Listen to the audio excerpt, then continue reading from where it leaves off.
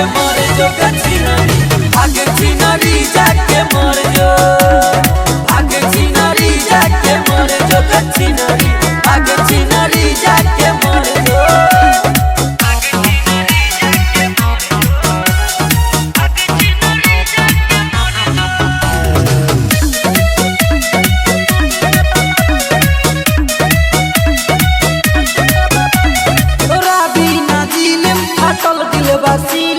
दुनिया में मलबा के कमी न बा, रहतानी जागल होइल बानी पागल, ई दुनिया में सब जगह सुनसान बा।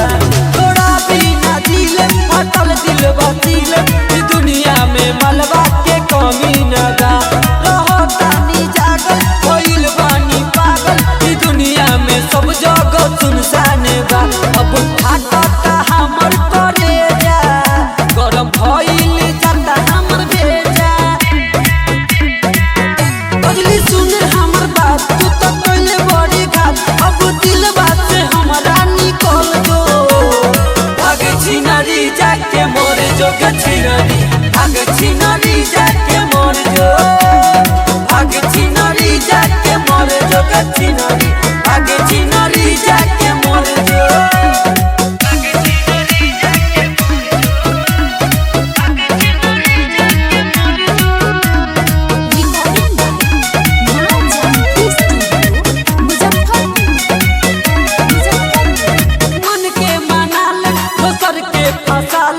दिलवा के केहू और रानी होई, सुना राजी काजल दिलवा के खबर, जिंदगी में तोहरा सुनानी होई।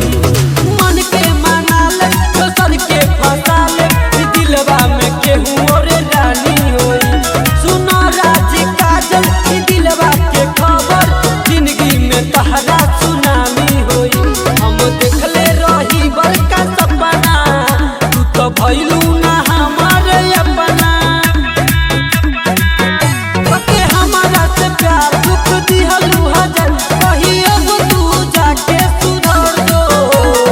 भाग छिनरी जाके मर जो छिनरी, भाग छिनरी जाके मर जो।